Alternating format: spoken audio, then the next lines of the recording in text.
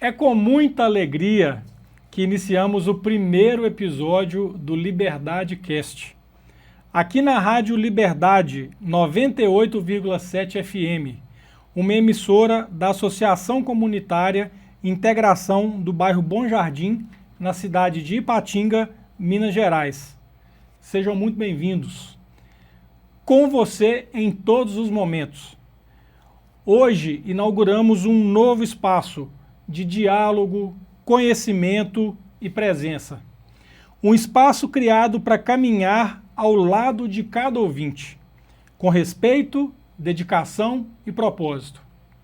Agradecemos profundamente a todos que nos acompanham. A sua audiência é o que dá sentido ao nosso trabalho e fortalece esta rede que cresce a cada dia. Eu sou o Cristiano Guerra e estarei com vocês sempre aos domingos, das 10 ao meio-dia, conduzindo este programa que nasce para informar, inspirar e aproximar ainda mais a nossa comunidade. Você também pode nos acompanhar pelas nossas redes sociais, onde compartilharemos esses conteúdos, atualizações e momentos especiais desse projeto que conta com a participação de cada um. Que este episódio marque o início de uma jornada inspiradora, construída com cuidado, verdade e conexão. É uma honra ter aqui todos vocês compartilhando conosco esse novo capítulo. E eu quero também agradecer aos nossos apoiadores. Nós temos aqui como apoiador cultural a Aliar. Se você pensou em proteger o seu carro ou a sua moto, a Aliar ela possui ISO 9001, GPTW e Prêmio Notórios. Quem entra para a Aliar faz uma jogada de mestre. Passe hoje na Aliar e garanta proteção de verdade para o seu carro e para a sua moto. Ou entre em contato no 0800 711 3131. Agradecer também a Lilofran.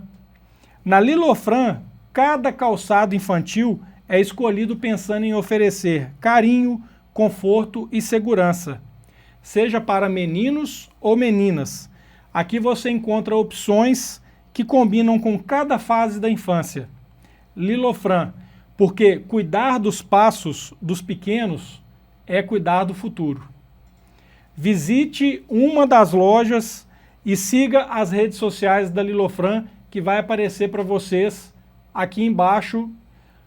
E também nas nossas redes sociais vocês terão todas essas informações. Queria apresentar aqui o nosso convidado de hoje, Lívio Augusto Pereira Soares. O Lívio, ele possui formação de técnico em administração de empresas pela Escola Técnica de Formação Gerencial do Sebrae, é graduado em Administração e Comércio Exterior pela Faculdade Vale do Cricaré e tem MBA em Gestão de Comércio Exterior e Relações Internacionais pela FGV. Atuou por 5 anos na gestão de exportação de frutas e está há mais de 16 anos atuando na gestão da cadeia de suprimentos e também é atleta nas horas vagas. Lívio, seja muito bem-vindo. É uma honra para mim ter você aqui com a gente.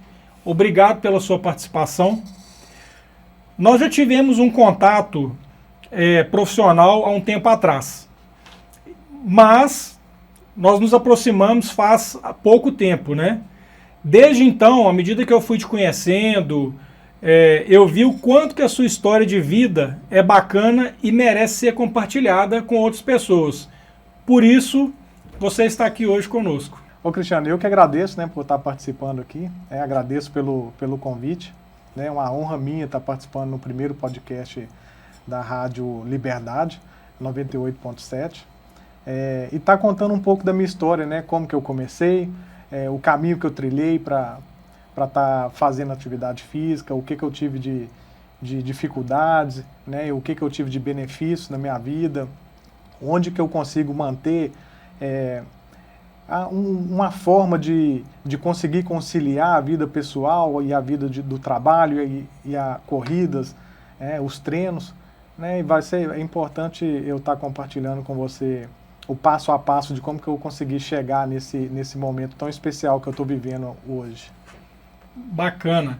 Olívio, algumas pessoas comentaram comigo que você tinha muita dificuldade para andar, que você andava arrastando uma perna.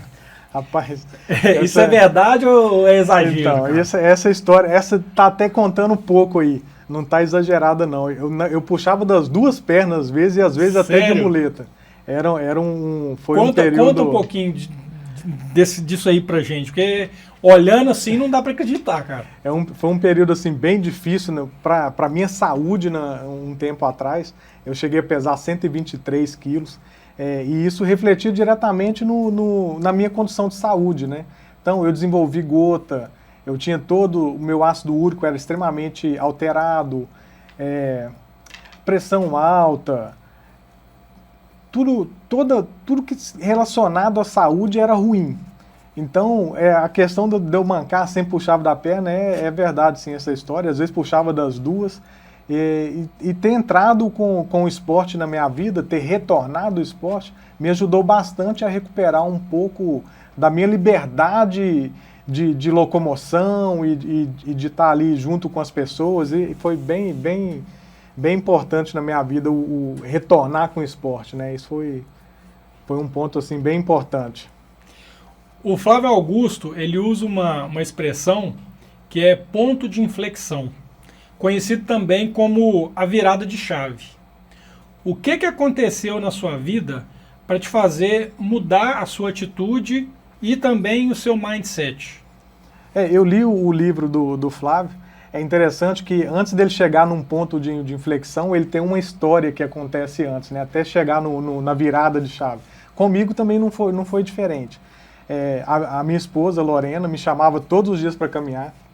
Então eu saía de casa, caminhava 200 metros, 300 metros, já estava doendo as costas, doendo a perna, doendo o joelho, doendo o cabelo, doía tudo. Tudo era uma desculpa para eu poder voltar para casa. Só que ela foi insistindo, todo dia, vamos, e aí eu ia, caminhava 200, caminhava 300, caminhava 400 metros. E aí, num determinado momento, o meu filho começou a participar com a gente também. Então, íamos nós três fazer uma caminhada em família ali. E aí, foi passando o tempo, né? E a gente aumentando. A gente dava uma volta, o bairro que a gente mora é o Cariru, então eu não conseguia dar uma volta completa caminhando ali, porque doía tudo. Então, eu fui aumentando com o tempo. E num determinado momento, os dois começaram a correr. Não correr muito rápido, mas dar um trotinho e eu fui acompanhando. Eu corri duas sequências de poste e não consegui acompanhar mais. Naquele momento, eu percebi que a minha situação de saúde estava bem ruim e que eu precisava, naquele momento, mudar.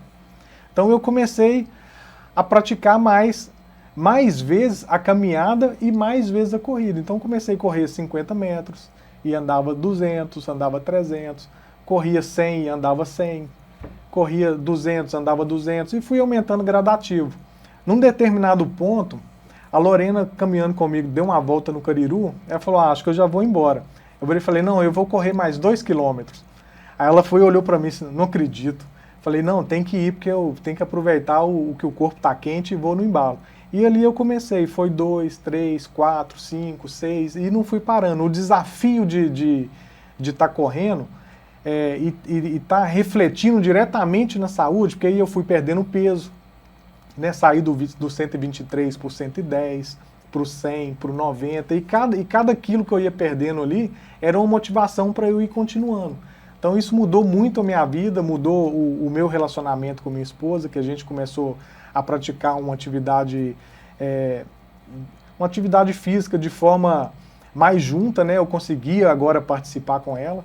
Então esse foi o meu ponto, assim, quando teve a virada de chave foi nesse momento, né? De estar presente ali com a família mais tempo. E esse foi um ponto assim que para mim foi bem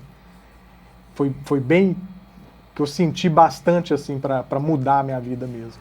Então, é interessante isso que você falou, Lívio, porque mostra o quanto é importante o papel da esposa, né? Sim. Na sua história, como que ela contribuiu para essa virada de chave, para fazer você ter toda essa percepção que você precisava sair da sua zona de conforto, porque você estava numa zona de conforto muito grande. Então, assim, a esposa, ela pode fazer com que o marido ele siga um caminho positivo, ou às vezes também o contrário, né? Sim.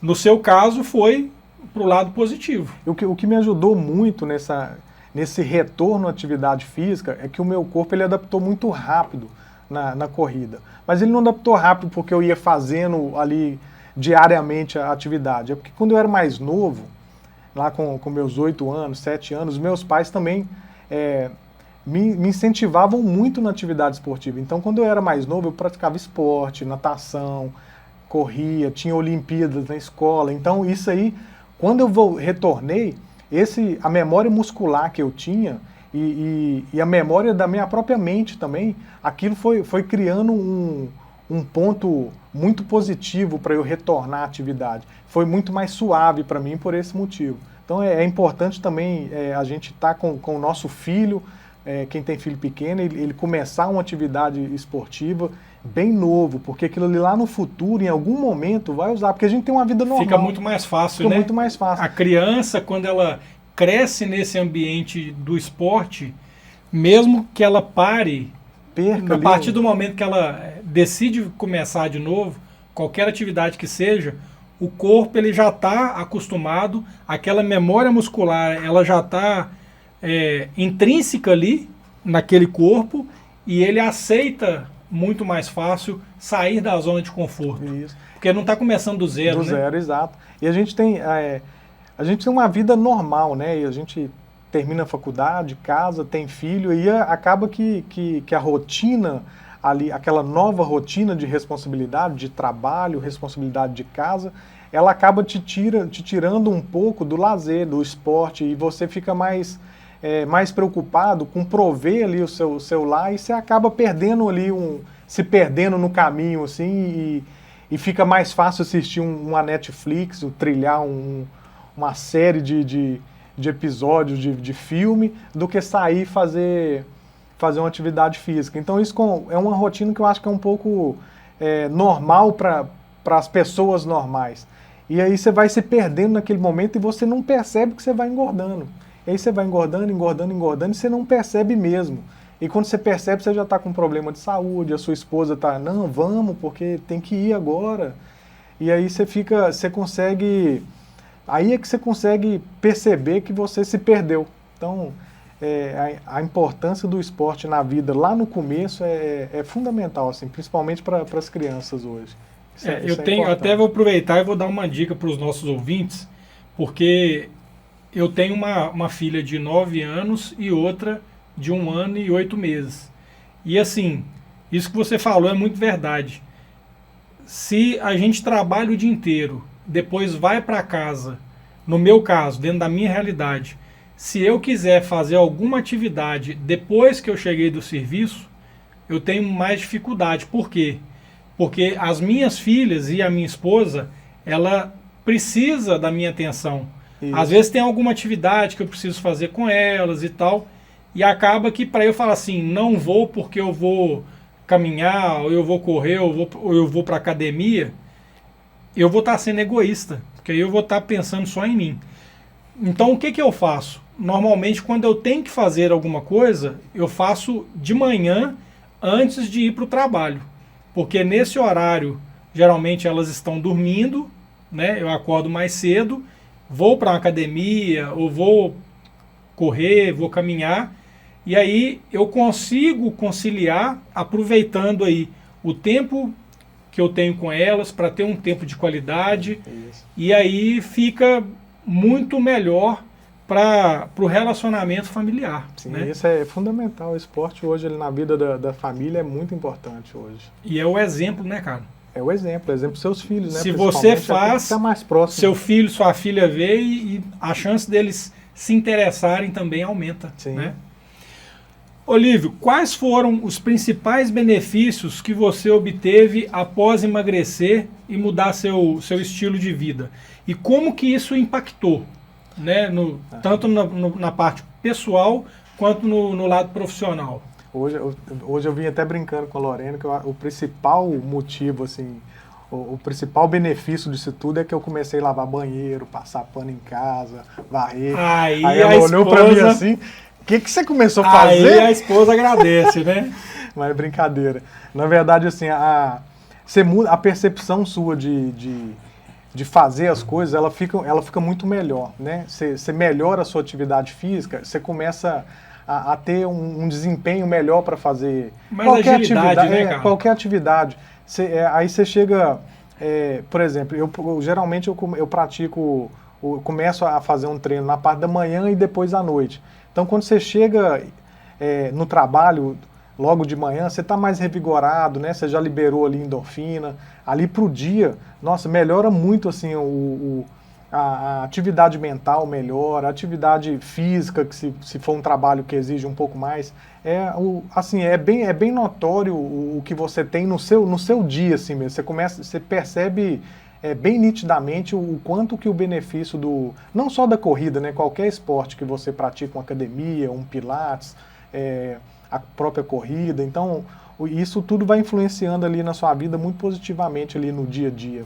É bem positivo. E entra num ponto também que você, diariamente, você está sempre tendo que negociar, né?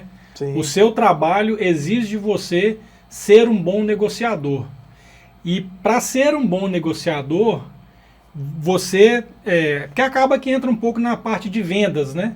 Você tem que, apesar que o seu compra, mas a negociação ela está dos dois lados. E você precisa ter uma autoestima. Quando você está com uma autoestima elevada, quando você está bem consigo mesmo, você consegue negociar melhor. Você concorda com isso? Concordo, com certeza. Você tá com a mente mais arejada, você passou já ali amanhã fazendo um treinamento, então você já descarregou o que você tinha de negativo. Então, quando você chega para executar seu trabalho ali, principalmente o trabalho mental, ele é bem positivo, ele flui bem melhor. Flui bem melhor mesmo, é bem perceptível a mudança quando você faz uma atividade antes de iniciar o trabalho e quando você faz depois. É bem interessante. Após essa sua mudança, você acredita que você conseguiu impactar outras pessoas para que elas pudessem ter uma rotina mais saudável? Eu acredito que sim. E isso é bem interessante, Cristiano, você citou no começo que a gente se conheceu profissionalmente, mas na correria ali você trabalhava em uma outra empresa e na correria a gente não conseguia ter um contato mais pessoal. E quando você foi trabalhar na mesma empresa que eu, aí você começou a ouvir de outras pessoas a minha história. Pô, o Lívio pesava mesmo 123 quilos, o Lívio não conseguia andar mesmo, então você foi investigando ali se era verdade, depois você chegou ao Lívio. Se realmente isso aí aconteceu, então quando você me conheceu, eu já estava num processo mais avançado um pouco. E aí a gente criou um grupo, eu e você juntos ali, criamos um grupo lá na empresa, né, para manter as pessoas assim mais motivadas.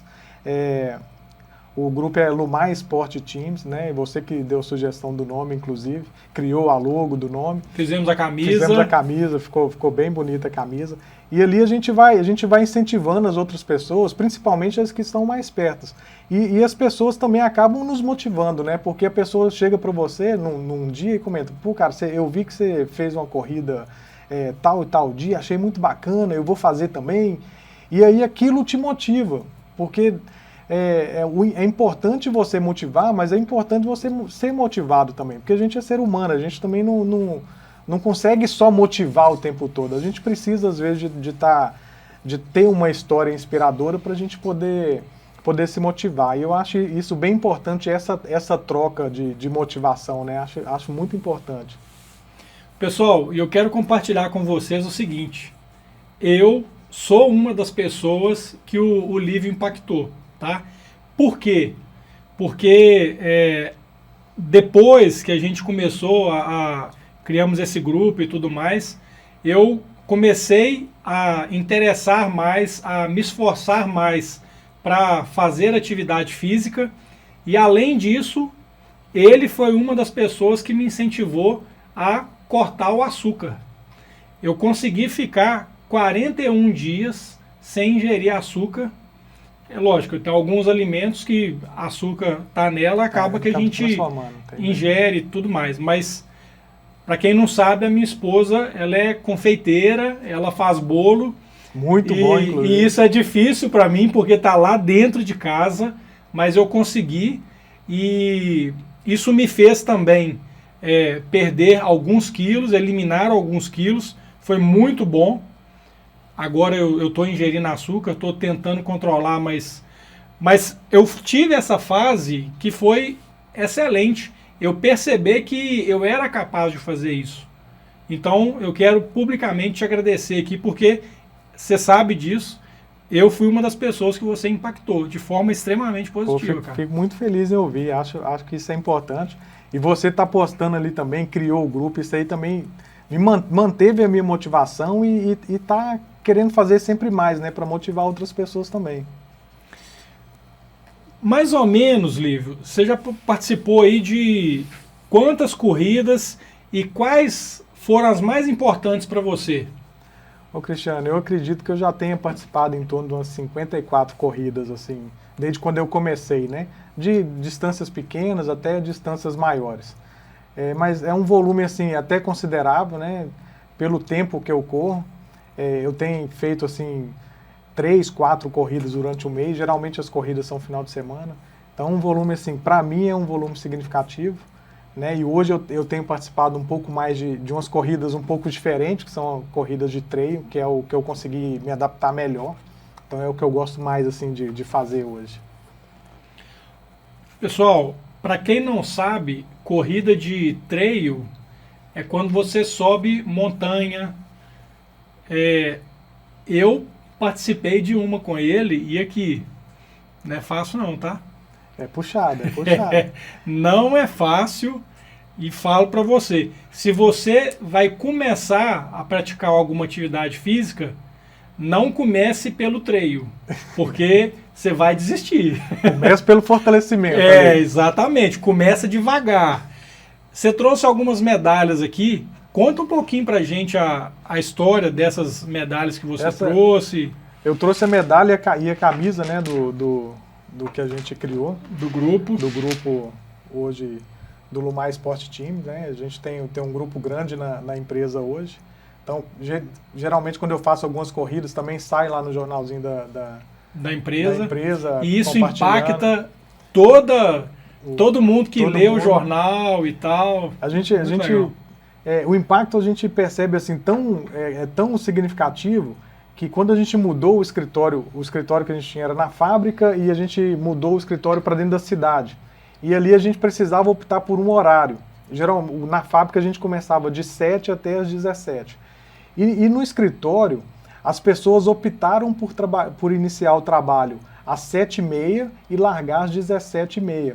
Porque elas queriam fazer uma atividade física durante a manhã, antes do trabalho. Então isso aí foi muito bacana, porque o tanto de pessoas que conseguiram aderir ao esporte só por essa mudança de meia hora foi muito bacana. E aí entrou uma pessoa, outra, e aquilo virou um grupo grande de pessoas que hoje praticam esporte na empresa. Eu acho que isso é bem importante. E o legal é ter esse grupo de pessoas, uma motiva a outra, né? Às vezes tem um dia que a pessoa está desanimada, não está querendo ir, mas a outra insiste um pouquinho e aí acaba indo. E um outro detalhe importante também é com relação à alimentação. Lá muita gente consome ovo. Muita gente. Né?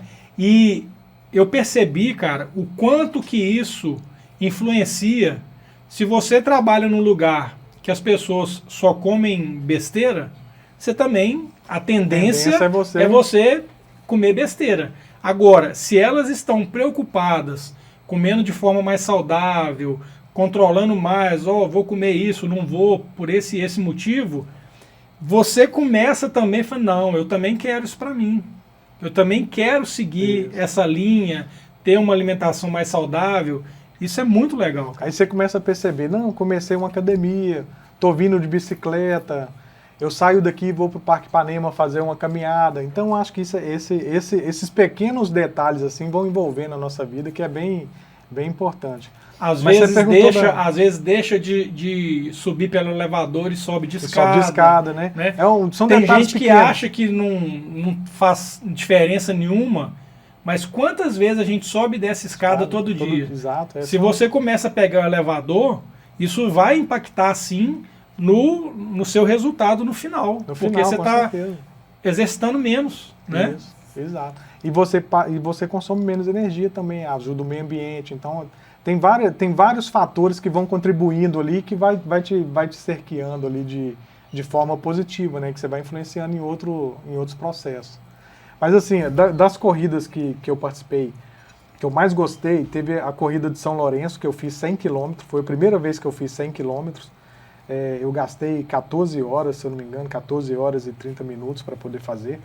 É uma medalha muito bonita de cerâmica. Essa prova, ela foi criada Agora que eu estou percebendo que é cerâmica. Que é cerâmica. Ela foi criada por um ultramaratonista brasileiro.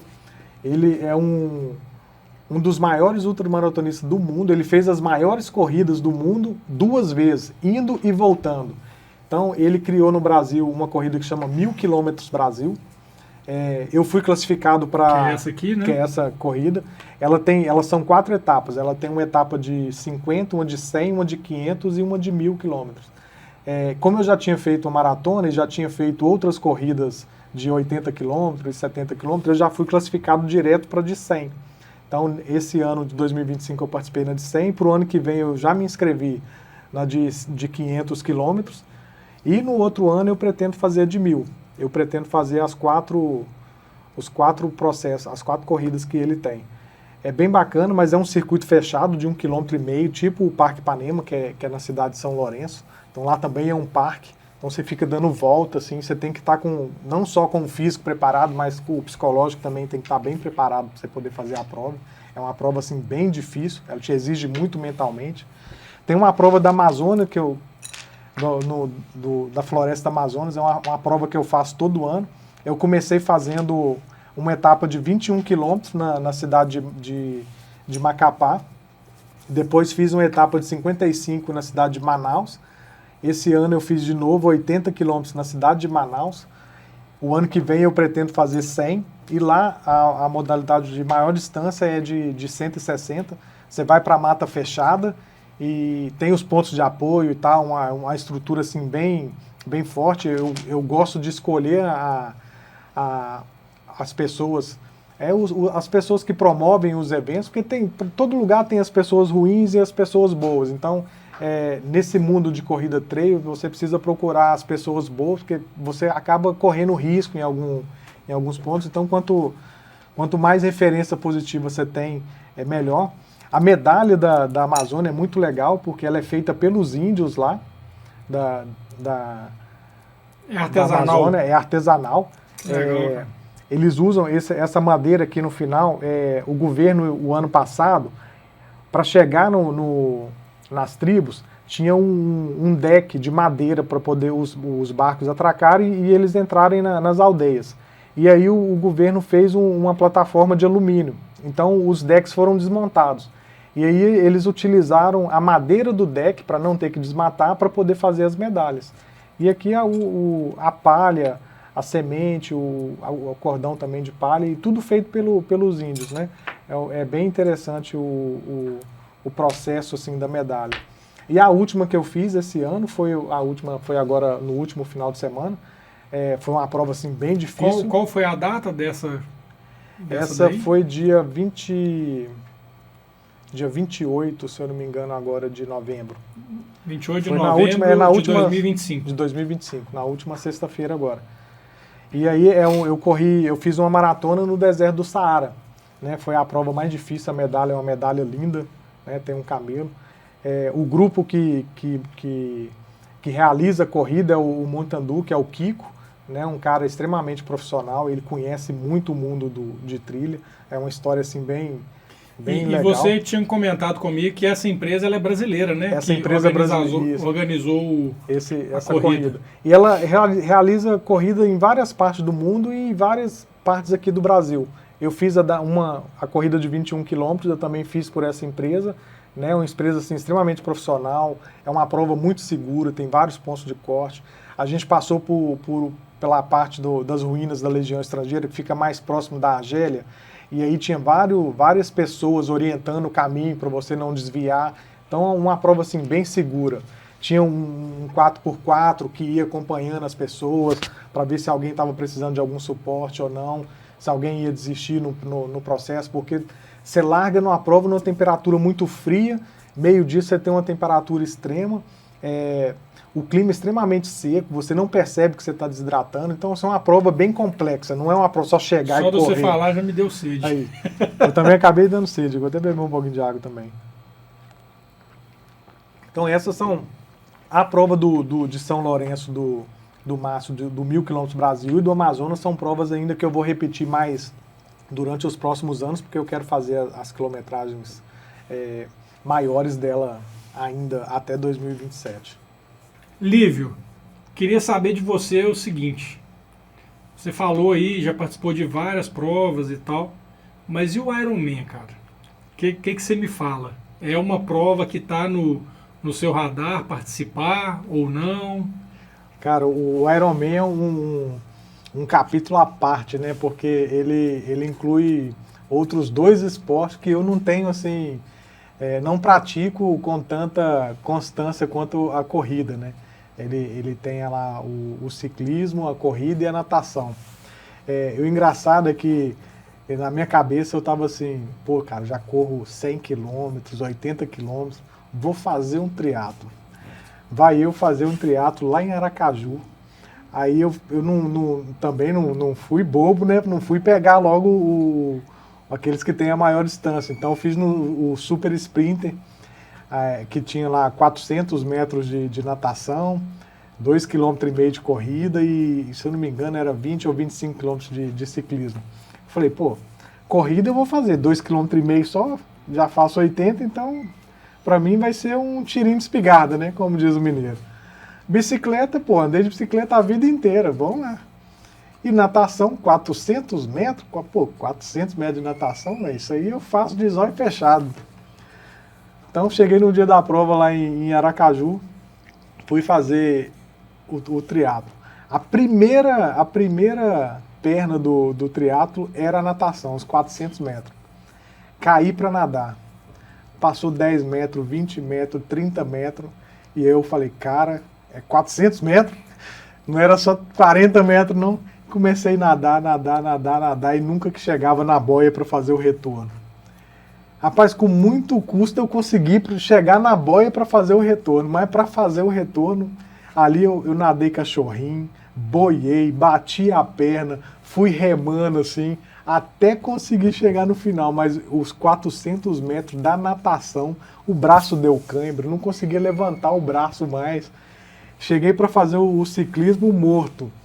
E aí eu estava em Aracaju, né, e eu não tenho bicicleta, porque eu não faço ciclismo, então eu aluguei uma bicicleta lá.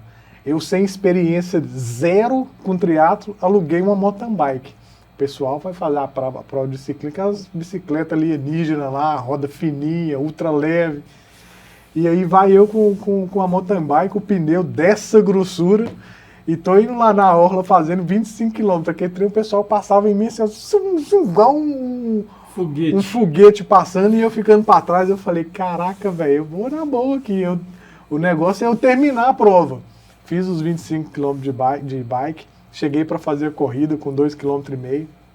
E aí na corrida que foi o único esporte que eu consegui fazer assim sem ter dificuldade, né? E foi legal que a prova da bicicleta, por exemplo, eu só consegui chegar na frente de uma pessoa, que foi um cara que passou mal na prova e acabou indo comigo ali junto. A gente fez junto o ciclismo, mas só porque ele passou mal mesmo. Mas foi assim, uma experiência bem fantástica, né? Eu queria parabenizar bastante aí os triatletas, é um esporte bem complexo de fazer. São várias regras de quando você muda da natação para o ciclismo, do ciclismo para a corrida. Então tem várias regras ali para você fazer o passe de um esporte para o outro. Não é simples só chegar e trocar. É bem complexo, né? Tem muitas regras de eliminação. É um esporte assim que exige uma complexidade de estudo e de treino muito complexa mesmo.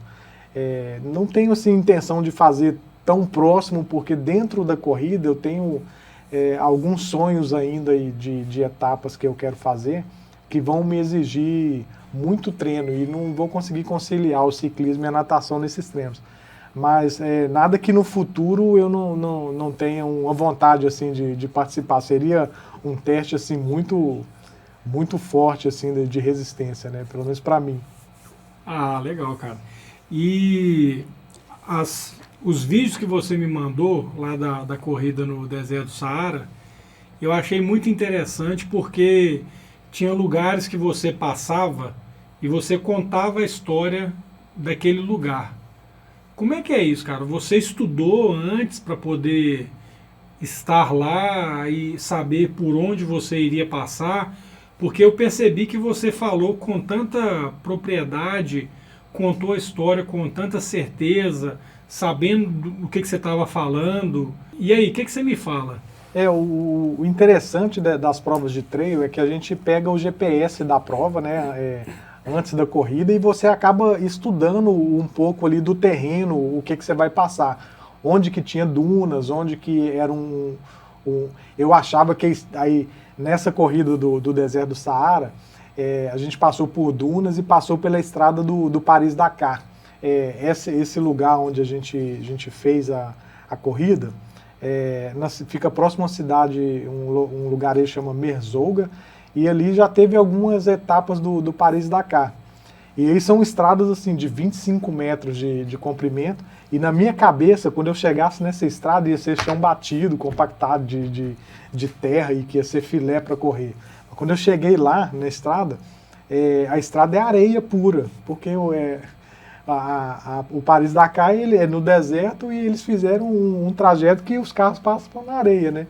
Então, eu saí da duna para entrar na estrada do Paris-Dakar e falei, agora eu vou correr. Cheguei lá, era areia do mesmo jeito, não era duna, mas era areia. Não dava para correr, tinha que trotar. Mas ali no mapa, anteriormente, eu já tinha estudado ali cada quilômetro onde que eu ia passar. E nessa corrida do Deserto Saara, foi legal que a gente passou também, tem uma parte que a gente passou pelo Deserto Negro. Marrocos, a gente acaba estudando um pouco sobre a cultura do lugar onde você vai, não só por ser um outro país, mas quando eu fui para Manaus também, estudei um pouco de Manaus, fui fazer uma corrida da missão da Serra da Mantiqueira em Passa Quatro, também estudei um pouco ali. Então essa do deserto a gente passou por um lugar que chama Deserto Negro, e ele é Deserto Negro porque ele é negro mesmo. Ele tem muito cascalho e areia, e aí quando você olha ele assim no horizonte, ele é negro. E aí eu passando por ali, tem a parte desse deserto que tem umas ruínas da Legião Estrangeira, né? A Legião Estrangeira é o exército da França. O Marrocos, ele iniciou por uma colonização portuguesa, também teve uma parte de colonização francesa, de espanhóis, então ele tem um mix assim bem grande de idiomas. E essas ruínas da Legião Estrangeira foi bem bacana, que quando a gente passou, ele é um ponto que fica mais próximo da Argélia. E nesse Deserto Negro, você vê assim, vários caminhos, assim, parecendo um caminho de formiga passando, sabe? Bem, você vê só a marcação mais ou menos, assim, mas são várias estradas. E ali tinha vários staffs para te orientar aí pela estrada certa, para te tirando um pouco do trajeto que vai para a Argélia, por ser um ponto assim um pouco mais próximo. Próximo assim ficava ali 40, 50 quilômetros, né, da Argélia. Mas a preocupação da organização da prova em te tirar ali o máximo possível para você ir para te orientando ali para a parte mais da corrida, para você ir na direção correta, né? A Argélia é um país que está em guerra hoje, então é bem perigoso o território ali da Argélia por esse motivo. Então a gente passou, tem as partes das dunas, as dunas dessa parte do deserto do Saara. São 2 pontos no mundo que tem as maiores dunas de areia, que é esse ponto que a gente foi, de Merzouga, e o ponto do deserto na Namíbia, se eu não me engano, na África. Então são dunas assim, enormes. E ali eu fui estudando, e um dia antes da prova, por exemplo, eu fui fazer um treino nas dunas para eu estabelecer ali o tempo que eu ia correr, como que ia ser. E aí eu chegava na crista da duna e eu ia correndo na lateral para poder ver como que ia ser ali o equilíbrio em cima, se o tênis ia afundar muito, e fui direto. Quando eu cheguei na corrida, eu não tinha que correr na crista da duna. Você subia e descia, era igual uma montanha-russa. Aí, cara, não tinha jeito, era subir andando, descer correndo, subir andando, descer correndo, e o pé enchendo de areia. Cada 4 km, 3 km tinha que parar, sentar, tirar a areia do pé, porque vai entrando areia e vai pressionando o pé ali, vai pressionando, seu pé vai inchando e acaba incomodando. Aí você tem que tirar mesmo. E aí essa parte da corrida é bem interessante. A gente estuda bem assim o que a gente vai fazer, principalmente nas 3, né, para entender um pouco ali o trajeto que você vai fazer, para você não ficar perdido, não passar tanta dificuldade na hora que chegar lá no momento. E o interessante da corrida de Marrocos é que a gente chegou em Casablanca, né? Casablanca é a maior cidade de Marrocos hoje, não é a capital, mas é a maior cidade. Tem em torno aí de 5 milhões de habitantes. E lá eu tive a oportunidade de fazer um tour pela cidade. A gente passou por uma mesquita, né? Uma mesquita que é a mesquita de Hassan II. Ela está entre as maiores mesquitas do mundo, eu acho que é a 3ª ou 4ª da África. E é uma das únicas mesquitas que permitem turistas entrar para poder fotografar. Então eu tirei bastante foto, é bem impressionante porque ela é enorme, ela é gigante mesmo. Ela foi construída em cima do mar, então eles fizeram um aterro e construíram a mesquita. É impressionante, assim, a obra, eu fiquei bem impressionado. Eu fiquei muito impressionado com a cultura, que é muito diferente. Então você chega lá, é uma religião diferente, as pessoas têm costume de orar pela manhã e durante o dia e no final do dia, né? Bem diferente daquilo que a gente vive aqui.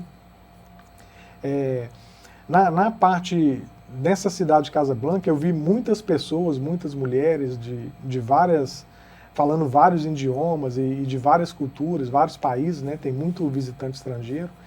Porém, nas cidades menores, dali de Casablanca, eu fui para um aeroporto, a gente pegou um voo para Errachida, e de Errachida a gente pegou uma van que ia até no hotel que a gente ficou, que era próximo ali de Merzouga. Então tinha uma comunidadezinha pequenininha, talvez 500 habitantes, não sei, não era tão grande assim. Mas tem uma estrada de asfalto e ali em volta do asfalto tem as casas. Geralmente no deserto, todo lugarejozinho ele se inicia em um oásis. E o oásis são ali algumas árvores que são nativas ali. E ali o pessoal fura e faz um poço, né? E o poço dá água mais próximo ali. Então as cidades começam a crescer em volta desses oásis, no entorno. E é bem interessante que a parte de irrigação, eles fazem os canais, e tem as plantações, né, as tamareiras, tem muita tamareira lá, tem muita essa árvore é nativa. Então é interessante, as construções são construções tipo a de taipa nossa aqui do Brasil, que é barro com capim, e aí eles fazem as paredes são paredes de 1 metro assim, de largura, para segurar um pouco o calor durante a noite, porque à noite é muito frio e durante o dia é muito quente, então aí essa parede grossa acaba ajudando nisso.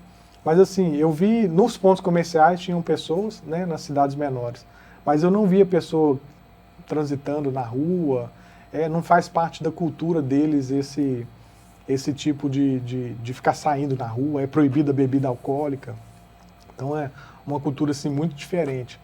A alimentação eu não senti muito, porque a alimentação deles é muito boa, eles têm muita verdura e muita fruta de forma fresca, então eu não senti muito porque eu vim de uma dieta que eu não não comia macarrão, não comia arroz, então não senti muito. Tinha frango, então não senti assim, a alimentação não foi um ponto negativo para mim não cheguei a passar mal. O tempero é bem diferente deles, eu trouxe muitos temperos deles aqui para casa, gostei muito do sabor da comida deles. Então assim, em resumo, é mais isso mesmo. Eu fui achando que, pô, tô indo pro deserto, não vou levar roupa de frio nem nada, chego lá no primeiro dia, logo 2 graus, e falei, caraca, velho, como é que faz 2 graus no deserto? Mas à noite, né, à noite é muito frio mesmo, e durante o dia é que esquenta. E o sol nasce a partir das 7, 7h30, então ele começa a esquentar depois das 9, 10. Então foi um processo aqui, assim, que na largada da prova a gente largou com a temperatura muito baixa e depois com o tempo a temperatura foi aumentando. Então você tem que estar adaptado ao seu corpo, porque você vai sofrendo aí na prova, né? Você tem que estar bem treinado, né? Tanto psicologicamente quanto o corpo, para você conseguir passar por essas intempéries aí da prova, né? Mas é bem bacana, muito bacana mesmo. E quando eu vi as fotos e assisti os vídeos, o livro, uma das primeiras coisas que veio na minha cabeça, cara, eu queria te perguntar, e medo? Em algum momento você teve medo de estar no deserto lá, de se perder, enfim, porque é um baita desafio, né? É muito grande. O deserto do Saara, em termos de areia, ele é o maior deserto do mundo de areia. Mas é o terceiro maior deserto do mundo, porque você tem o deserto da Antártida, né, que é de gelo, e o da Antártica, que são os 2 maiores. Né, o deserto do Saara tem em torno de 8.000 km² de deserto. E aí sim, a gente tem medo sim de se perder. Tem as bandeirinhas, mas a bandeirinha é em cima no final de cada duna, assim, o pessoal colocou bastante marcação. Tinham 250 bandeiras assim sinalizando o caminho. Mas tinha hora que você não via. Não via, porque ou você descia a duna e não dava para ver do outro lado. Então tem algumas partes que você fica com um pouco de receio, né? Talvez medo não, mas eu fiquei com algum receio. Não de me perder, mas de fazer um caminho maior do que aquilo que você precisava fazer. Porque quando você sai para fazer a largada, você larga ali, pô, tô indo fazer 42 quilômetros. E você faz 45, 46, 50, aquilo te mina um pouco.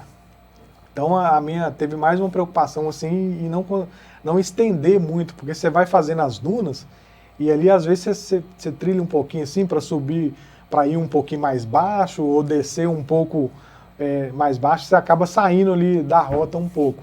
Mas é bem bacana, eu estava com o GPS no relógio também, então ele vai te indicando ali se você sair da direção. Né? O importante de você ter o GPS antes ajuda muito nisso aí também. Mas é bacana estar nessa... Mas tem hora que você chega na areia, que você chega num determinado momento que você está sozinho, porque nem sempre você corre com alguém do seu lado. Eu corri muito tempo com algumas pessoas do meu lado, trocando ideia ali, conhecendo, né, as pessoas. Eu tive a oportunidade de conhecer o seu Nilson Lima, é o único brasileiro que tem uma maratona em homenagem com o nome dele, né, que é a Maratona de Uberlândia, leva o nome dele hoje. Ele estava completando lá a maratona de número 421, né, da vida dele.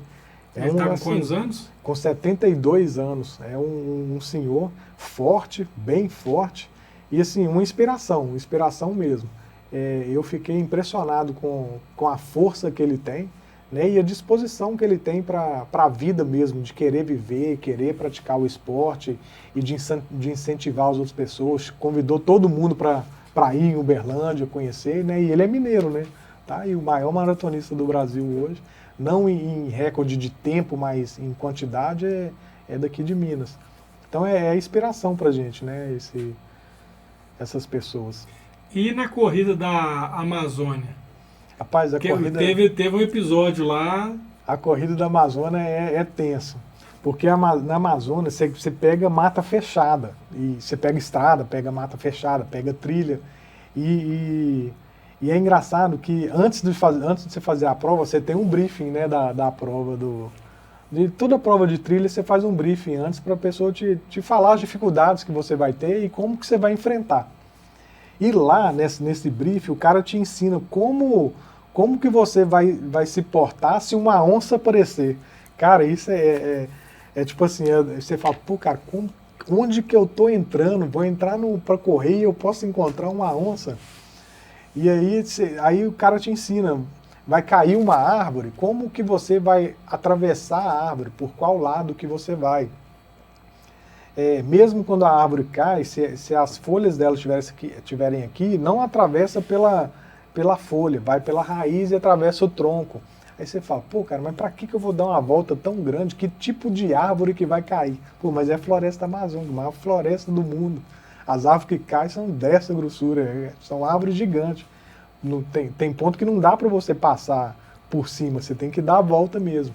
E aí o que eles explicam é que quando ela cai e as folhas batem no chão, os bichos da terra, né, ali, aranha, formiga, cupim, ficam muito oriçados, insetos ali de forma geral. Então fica muito inseto ali naquela parte e aí fica perigoso você passar, porque você pode ter alergia e tal, as formigas são formigas violentas. Então tudo que tem na mata quer te matar. Você passa num cipó, o cipó te garra em volta de você, te arranha todo e te segura, a raiz no chão você trupica, tudo quer te derrubar de alguma forma. Então é uma prova que você tem que ficar assim, muito atento, tem muito detalhe que as pessoas te ensinam, né? A como conduzir se você encontrar uma cobra, uma aranha, uma trilha de formiga, porque a trilha de formiga não é aquela trilha pequenininha, é trilha de 5, 6 metros, você tem que ir pulando assim para a formiga não subir no seu pé. Então é um briefing assim que te deixa um pouco apreensivo, né? Eu já participei, como eu participei de 21, 55 e 80 quilômetros, eu já conheço um pouco. Mas foi a primeira vez que eu corri à noite, por exemplo, que eu comecei a prova às 5 horas da manhã e terminei 10 horas da noite. Então passei muito tempo na mata à noite, sozinho. E a maior preocupação da mata não é a onça aparecer, é o porco do mato. Porque o porco do mato, ele avança, né? A onça é mais difícil você encontrar, porque quando são muitos corredores, vai passando, vai vibrando no chão e a tendência é dos animais afastarem ali do percurso que a gente está fazendo. Mas o porco do mato não, ele entra ali e acabou. E é o único animal que te ataca de verdade, né? Então, a maior preocupação é o porco do mato ali. Então, mas assim, você fica, pô, cara, que loucura, onde eu estou me metendo? Então é uma parte assim interessante. E depois vem as brincadeiras, né? Fui atravessar um rio, passa um barco do lado, outro do outro, para espantar o jacaré e você passar. Não tem nada disso, né? Mas você acaba contando que para impressionar ali. É a história de pescador, né? A história de corredor. Foi passar no rio cheio de jacaré. E você tinha comentado a respeito das viagens, que normalmente as provas são no final de semana, mas dependendo do lugar que você vai, às vezes você vai para um outro país, que é outro fuso horário, né? Tem uma série de situações, clima diferente. Como que é para você ir esse processo de adaptação, levando em consideração que você tem tão pouco tempo para chegar, participar da prova, voltar? Ô, Grajano, pergunta interessante essa sobre a adaptação das provas. Geralmente eu chego muito próximo da largada, né, nas provas aqui do Brasil. Então essa última de longa distância que eu fiz, por exemplo, de São Lourenço, eu cheguei 5h30 em São Lourenço, a largada foi 6 horas. E eu fui de carro daqui de Patinga até lá, foram 9 horas de carro. Cara, quando eu cheguei para falar, cara, vou ter que me virar agora, né? Você chega aí, as costas já todo doendo, que você está sentado dirigindo o tempo todo. Então você acaba sofrendo muito nessas provas, assim, quando chega muito próximo da largada e a distância é muito longa. E se fosse fazer 5 km, 10 km ali, você sofre menos um pouco, né? Mas eu fui para fazer 100. Foi a primeira vez que eu fiz 100 km aí. Essa eu sofri bastante para poder fazer. Tive que parar na prova 2 vezes para poder fazer fisioterapia e colocar a coluna no lugar. Então foi assim uma prova bem sofrida. Nas provas que eu fiz internacional, como a gente planeja um pouco mais, você acaba chegando um pouco antes assim da prova. Então eu consigo me adaptar um pouco mais com o clima e com o terreno ali onde a gente vai correr. Apesar do frio não ser não consegui me adaptar tanto, porque aqui a região é bem quente, né? E em uma das provas, por exemplo, que eu fiz internacional, que foi da Tríplice Fronteira, eu corri Alemanha, Áustria e Suíça. Eu fiz uma meia maratona, e a parte que eu passei na Alemanha era margeando um rio. E ali era com vento contra, e a temperatura estava 5 graus, mas com vento contra ali, eu com blusa térmica, luva, calça, 3 meias, e eu senti frio, senti muito frio. Teve um determinado momento que eu tive que parar de correr, porque a minha mão estava congelando. Eu falei, cara, vou ter que parar de correr, senão minha mão vai congelar. E aí eu parei de correr e fui andando. E andar foi pior do que correr, porque aí o corpo esfria, e aí não estava só a mão mais congelando, estava o corpo inteiro congelando. E a temperatura lá estava quanto? Cara, quando a gente começou, estava 5 graus. Mas a sensação térmica era muito menor, né? Porque era margeando um rio, então o vento contra ali. E o vento contra acaba diminuindo a sua velocidade, então essa foi uma prova sofrida. No meio da prova eu parei, vesti a manta térmica para poder esquentar um pouco, e depois eu comecei a correr de novo. Mas foi uma prova assim muito difícil. Eu ainda não acostumei a correr no frio, não. Esse ano 2026 tem uma prova que eu quero fazer, que eles chamam, é a prova do fim do mundo, é uma prova lá na Argentina, né? Então é uma prova que a gente faz ela o tempo todo em neve. Então eu quero correr o tempo todo em neve para sentir um pouco diferente, uma emoção diferente, uma aventura diferente. Quero fazer uma maratona na neve. Essa vai ser legal, vai ser bem bacana mesmo. Então, já que você está tocando aí nesse ponto, Olívio, quais são as provas que você vai participar em 2026? Fala um pouquinho pra gente aí, porque eu vi que você tem tudo planejado já direitinho, né? Você tem uma planilha lá com as datas. O que você está vislumbrando aí para 2026 para poder participar? 2026 eu modifiquei um pouco meu calendário. Esse ano eu fiz muitas provas de quilometragem menores, né? E para 2026 eu quero fazer algumas provas de quilometragem mais extensas um pouco. Vou fazer uma prova da ultramaratona de Caminhos de Caravaggio, que é no Rio Grande do Sul. É uma prova longa de um pouco mais de 200 quilômetros. Eu quero fazer uma prova que acontece no final do ano, que é Extremo Sul. É uma prova que tem uma largada no Chuí, é a maior prova de praia do Brasil hoje, se eu não me engano são 217 quilômetros. Ela pega toda a parte de praia do Rio Grande do Sul, que sai do Chuí e faz 217 quilômetros, não me recordo o nome da cidade de largada, de chegada. Tem algumas provas assim, não tão grandes, mas que eu pretendo fazer esse ano, que é nos cânions do Rio Grande de Santa Catarina. Quero fazer o caminho de Nossa Senhora Aparecida, que larga de Minas até chegar em São Paulo. Então tem algumas provas assim bem de longa distância que vai demandar um preparo um pouco maior. São provas que a gente precisa ter um carro de staff para acompanhar. Não é uma prova assim muito simples, só chegar e correr, né? Então você precisa ter uma preparação bem grande. Não só a preparação física ali para fazer a prova, mas a preparação de apoio ali durante a prova, né? Para você conseguir fazer. Tem a La Mission, que eu quero fazer, a prova que é realizada em Passa Quatro, em Minas Gerais. É uma prova que você passa pela Serra da Mantiqueira e você passa ali pelos 3 estados, né? Rio de Janeiro, Minas Gerais e São Paulo. Uma prova extremamente dura, uma das provas mais difíceis assim, que eu já fiz. Eu fiz esse ano a de 80 quilômetros, não consegui concluir. Fiquei no último ponto de corte da prova. Esse ano eu quero voltar para poder conseguir fazer esses 80 quilômetros.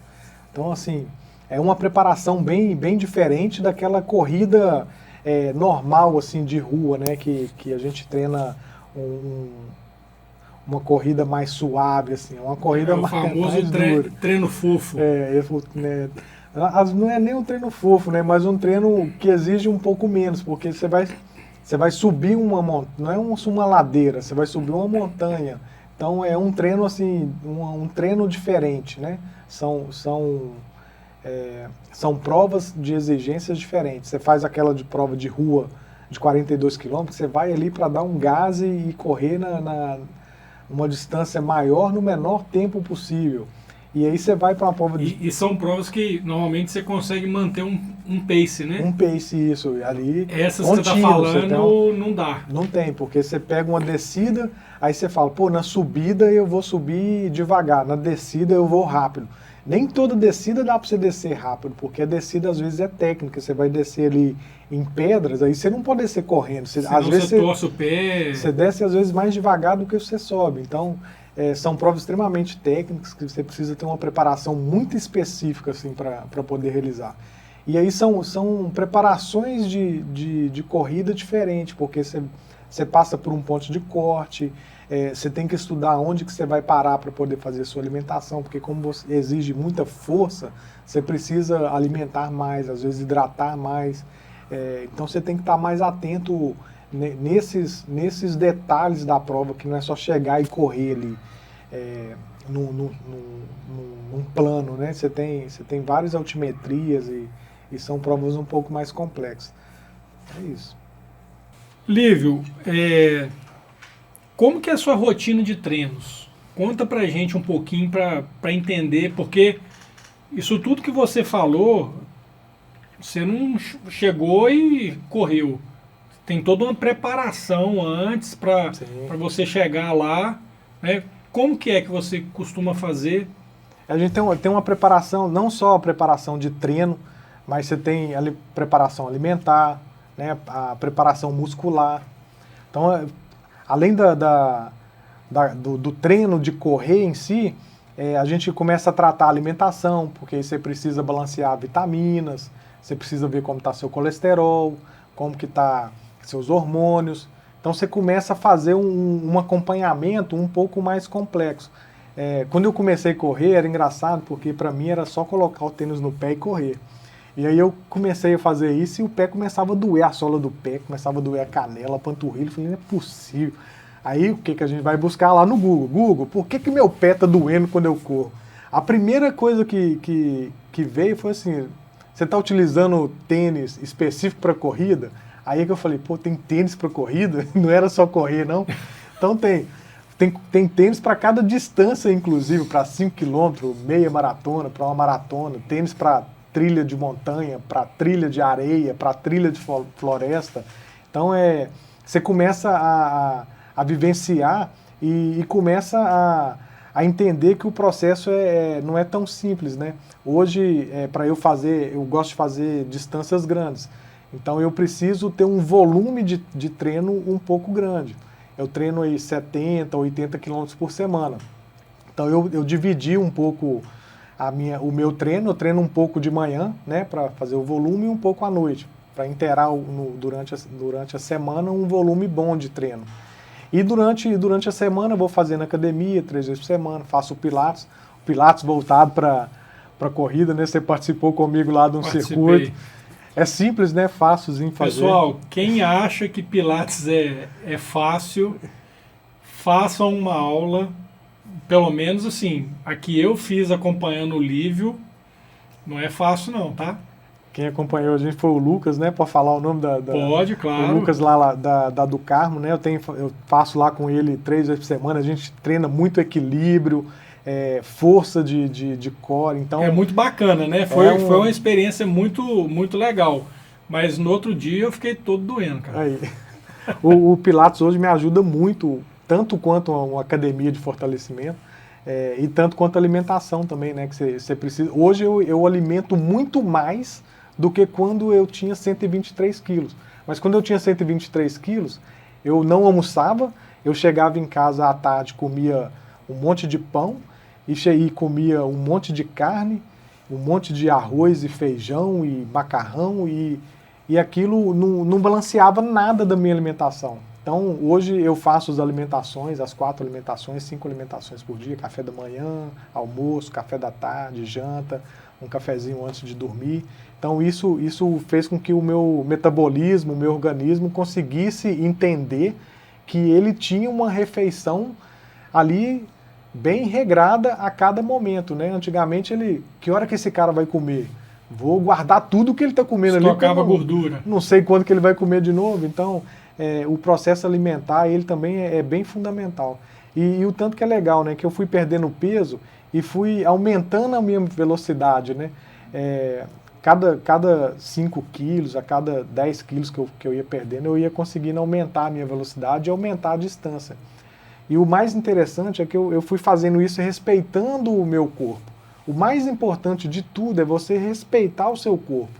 Então, eu corro uma distância grande hoje, eu corro 80 quilômetros, eu corro, mas primeiro eu corri 50 metros, depois eu corri 100 metros, eu não cheguei correndo 80 metros. Então, eu fui respeitando o meu corpo, entendendo onde que eu podia ir, qual limite, qual velocidade que eu podia ir, que não fosse me machucar, né? Criar uma lesão. O primeiro passo, então, é sair da inércia, né? Sair da inércia. É você começar a fazer alguma coisa. Começar devagar. E respeitando o seu momento. Porque não adianta também querer fazer de uma vez e lesionar, e aí depois você e ficar muito tempo sem poder fazer.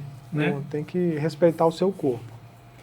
E como que você concilia a sua vida profissional com a pessoal? Porque assim, você viaja muito para poder participar dessas provas.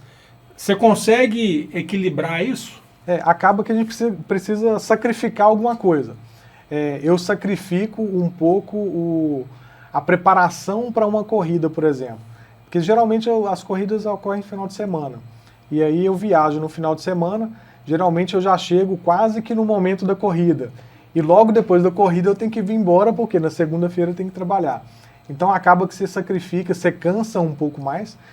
Eu não sou um atleta de alto desempenho, então eu não vou para conseguir para ir para pódio. Eu corro porque eu gosto de correr e participar, né? Eu estou ali para eu conseguir quebrar as barreiras do meu limite. Não estou ali para sacrificar o meu limite, mas para entender até onde eu consigo chegar. Você se considera, Olívio, um atleta profissional ou não?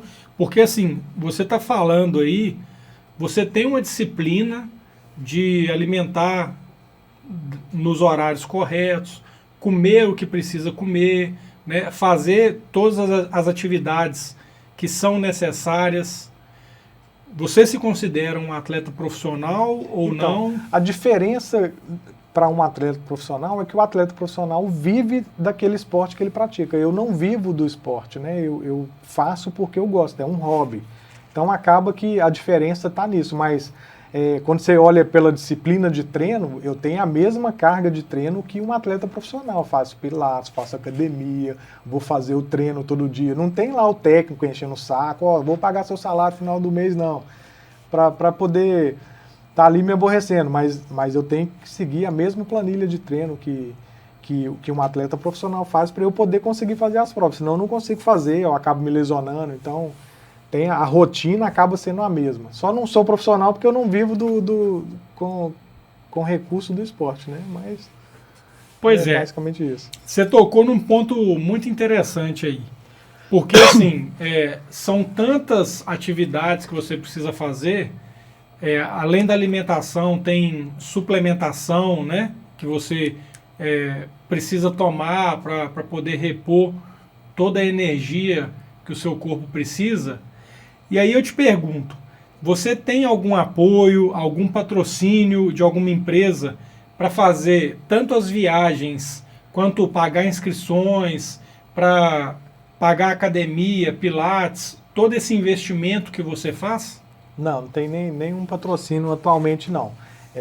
Como é um hobby, né, você acaba gastando do próprio bolso ali o que você faz, né? Igual eu estava brincando aquela hora com você, o meu patrocinador principal é a Visa e o Mastercard, que divide para mim em 20 vezes ali as viagens, as inscrições, mas é isso, a princípio não tem nenhum patrocinador. Mas você tem um diferencial, é que você também entende um pouco de milhas, né? Sim, isso me ajuda bastante. Você consegue trocar as milhas aí por passagem e tudo agora mais. Na Black Friday, agora, por exemplo, no mês de novembro, consegui juntar muitas milhas aí para eu conseguir fazer as viagens de 2026.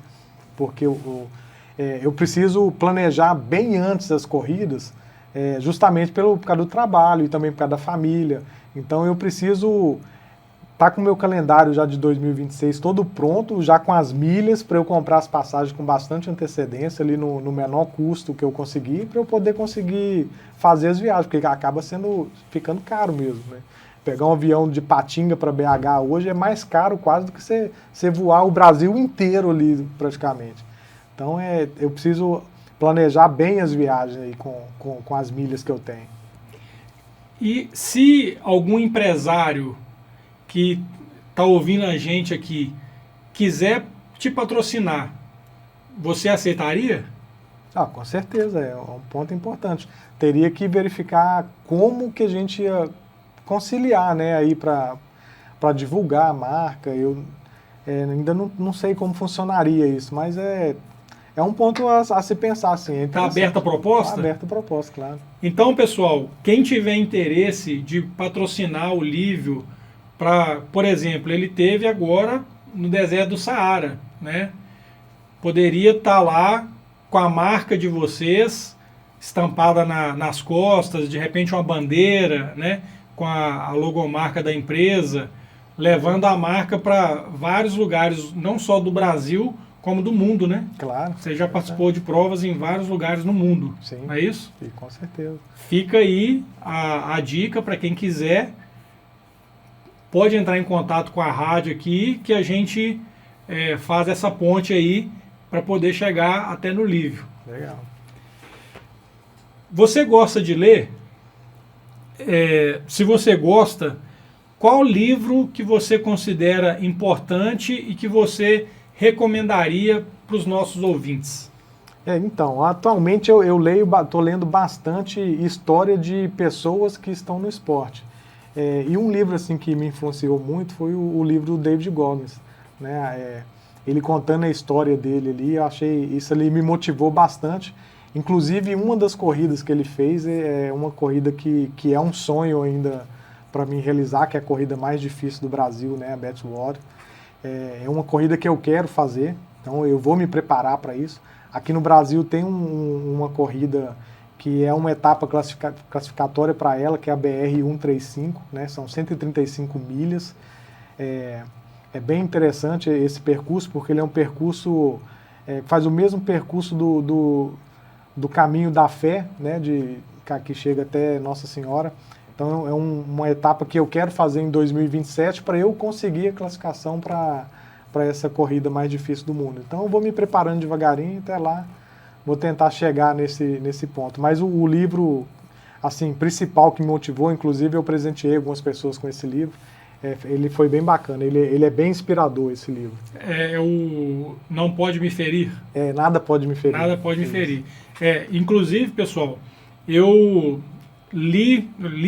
eu ouvi um podcast que falava do resumo desse livro. Eu não li o livro, mas eu ouvi um podcast. E assim, eu ouvi quando eu estava correndo, eu estava me preparando para poder participar da Volta Internacional da Pampulha. E a história do David Goggins, ela é uma história inspiradora, realmente vale muito a pena você ler o livro ou procurar aí o resumo do livro também, né, através de podcast. O título dele em inglês é Can't Hurt Me, né? O nome é David Goggins. Então procurem, pesquisem, porque vale muito a pena, é uma história de superação fantástica. O importante da leitura é que trabalha muito a sua mente. E tem alguns pilares para a prática de esporte hoje, por exemplo. Para mim, durante a corrida, o que me faz conseguir fazer uma corrida de grande distância hoje? Ou de grande dificuldade, igual essa do deserto do Saara, que foram 42 quilômetros. É a fé, a família ali, o amor familiar que você tem na preparação ali do antes da prova. A preparação física, você precisa ter uma condição física para fazer. E principalmente a condição mental. Porque quando você chega no seu limite de esforço físico, eu estava subindo a duna, não conseguia subir correndo. Porque não tem jeito de você correr, você dá 2 passos para frente e 1 para trás, 2 para frente e 1 para trás. E aí você para e pensa, você olha para um lado e para o outro, só vê areia. Aquilo ali é o momento, se você não tiver com sua mente bem bem trabalhada, sua mente blindada, aquilo ali te mina. Porque você foi para conseguir passar correndo aquilo ali. Você chega lá, não consegue correr, você tem que subir andando e voltando para trás. Então você começa a se preocupar, por como que eu vou fazer? E você olha para quando você chega no alto da duna, e não é uma duna assim de 5 metros, 10 metros, é duna de 20 metros, 30 metros, são dunas altas, não são dunas baixas. E aí depois você tem que descer, e para você descer, você desce correndo e tomando cuidado para não capotar, o tênis enche de areia. Então você tem que estar ali bem psicologicamente para você conseguir enfrentar. São vários fatores externos que influenciam, né? Que influencia. Depois você chega, vai para um descampado, aí você fala, pô, agora vai dar para eu correr porque a estrada não tem tanta areia. Mas você chega, tem pouca areia e o que tem, seu pé afunda. E aí você não consegue desenvolver a corrida e aquilo vai te minando. E se você não tiver psicologicamente bem preparado, e aí você começa a pensar na sua família, nas pessoas que te motivaram a chegar naquele ponto, e aquilo ali, e aí você desembola até conseguir chegar no final. A leitura é importante para você trabalhar sua mente nesse processo. Bacana, bicho. E você tem uma empresa, né, que é a Lilofran. Sim. Vou te fazer um desafio para nossa audiência, porque a nossa audiência ela merece alguma coisa especial. O que você poderia fazer de condição diferenciada para nossa audiência procurar ir lá na sua empresa? Aqui em Patinga ela fica no Shopping do Vale do Aço. E lá na Lilofran, no Shopping do Vale do Aço, o que você poderia fazer para a pessoa que fala assim, eu ouvi o Lívio na rádio, na Liberdade, e eu quero ter o meu benefício aqui, que ele falou que eu teria direito. Vamos lá, de bate-bola, para eu não apanhar em casa também, né? Porque quem toma conta da empresa, na verdade, é minha esposa. Eu trabalho CLT numa empresa e ela é que é responsável. Mas vamos pensar em um desconto aí para os próximos 60 dias, né? Até o final de janeiro. Talvez Liberdade 15%. Final de janeiro, então, dia 31 de janeiro de 2026. De 2026, né? Na virada do ano aí. Vamos pensar em 15% de desconto para quem for lá comprar algum calçado aí para o seu filho ou para de presente. Vamos nesses 15% aí, acho que aí eu não vou apanhar em casa não. Ó, pessoal, então, reforçando, para vocês que estão nos ouvindo, quem for na Lilofran, no Shopping do Vale do Aço, e falar que ouviu o nosso podcast, o Liberdade Cast, até o dia 31 de janeiro de 2026, vai ter 15% de desconto na compra de qualquer calçado. Isso aí. Combinado? Combinado. Bacana. Você gostaria de deixar alguma mensagem final para a nossa audiência, Lívio? Eu gostaria de deixar uma mensagem assim, que a pessoa que quiser começar uma atividade física, ela comece. Não precisa aguardar um determinado tempo para iniciar, esperar alguma coisa para poder iniciar. É simplesmente iniciar, começa uma caminhada ali na porta de casa, no quarteirão de casa, respeitando o seu corpo, respeitando o seu limite físico. E aí ela vai perceber que com o tempo ela vai se adaptando e quando ela menos esperar, a atividade física já vai fazer parte ali do dia a dia e ela vai estar bem feliz aí com o processo, melhorando a saúde, né, perdendo peso principalmente, é inevitável isso acontecer. Então a mensagem é essa daí, né, pratica esporte respeitando o seu limite e comece já, né, não deixe para depois não, que cada dia que passa é um dia que você perde na sua vida mesmo. Pessoal, há poucos dias eu participei de um evento e aí nesse evento foi com o Dr. Maicon Reis e o Ronan da Tutorianos E aí o Dr. Maicon, ele estava falando um pouquinho a respeito da jornada do herói. E aí o que eu quero falar para vocês, essa é a minha visão, é a minha opinião, tá? Eu considero o Lívio, essa pessoa que está aqui na minha frente, um herói pela história dele. Então sigam esse exemplo, porque ele é de verdade um exemplo de superação. E se você está com alguma situação, se você se identificou com a história dele e precisa mudar alguma coisa na sua vida, aproveita, começa. Eu sei que não vai ser de um dia para o outro, mas é como ele falou, um passo de cada vez, vai fazendo, porque amanhã ou depois você pode ser inspiração para muita gente. O que você fizer, o resultado que você tiver, pode fazer a diferença na vida de muita gente. E, na minha visão, a gente poder ajudar, fazer a diferença na vida das pessoas, isso é maravilhoso. Então, fica a dica para vocês aí. Eu quero aproveitar para poder agradecer mais uma vez a Aliar. Pensou em proteger o seu carro e a sua moto? A Aliar, ela possui ISO 9001, GPTW e Prêmio Notórios. Quem entra para Aliar faz uma jogada de mestre. Passe hoje na Aliar e garanta proteção de verdade para o seu carro e para a sua moto. Se quiser entrar em contato por telefone, o número é 0800 711 3131. E agradecer também a Lilofran. Na Lilofran, cada calçado infantil é escolhido pensando em oferecer carinho, conforto e segurança, seja para meninos ou meninas. Aqui você encontra opções que combinam com cada fase da infância. Lilofran, porque cuidar dos passos dos pequenos é cuidar do futuro. Visite uma de nossas lojas e siga as nossas redes sociais. Quem tiver interesse também pode ficar à vontade para me acompanhar nas redes sociais. É só procurar pelo meu nome, Cristiano Guerra Diniz, que vocês vão encontrar.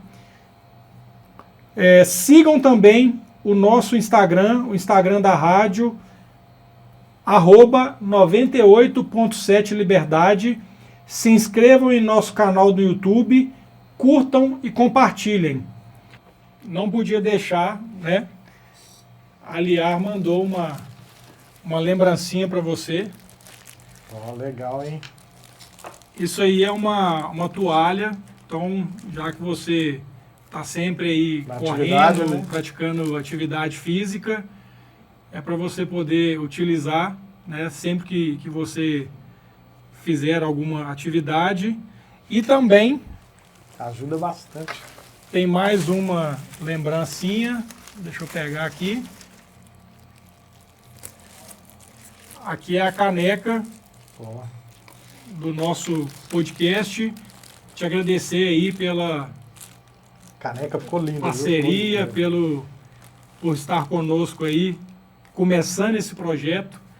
Para mim é muito especial você estar aqui no primeiro episódio. Cristiano, eu fiquei muito feliz de participar. Foi uma satisfação grande assim, de conhecer também. Você é um cara bem para cima e sempre cheio de ideia, né? Vamos fazer isso, fazer aquilo. Acho que essa sua alegria é contagiante. Isso me motivou também muitas vezes. Até te falei uma corrida que eu terminei e falei, ô Cristiano, teve um momento aqui que você me motivou nessa etapa aqui da corrida. Eu tava pensando em desistir e lembrar do que você fez ali. Não só porque você não fez para você fez para as outras pessoas, né? Para todo mundo ali se sentir motivado. E aquilo ali me deu motivação. Pô, velho, se eu falhar aqui agora, o Cristiano tá lá fazendo o máximo que ele pode e eu não posso falhar. E aí, essa parte foi muito importante. Cara, obrigado. Feliz demais. Obrigado pela audiência de vocês. Obrigado por vocês estarem conosco. todos os dias. É muito bom, estou muito feliz em poder fazer parte desse projeto e encontro com vocês no próximo domingo para o nosso segundo episódio do Liberdade Cast. Um abraço, valeu!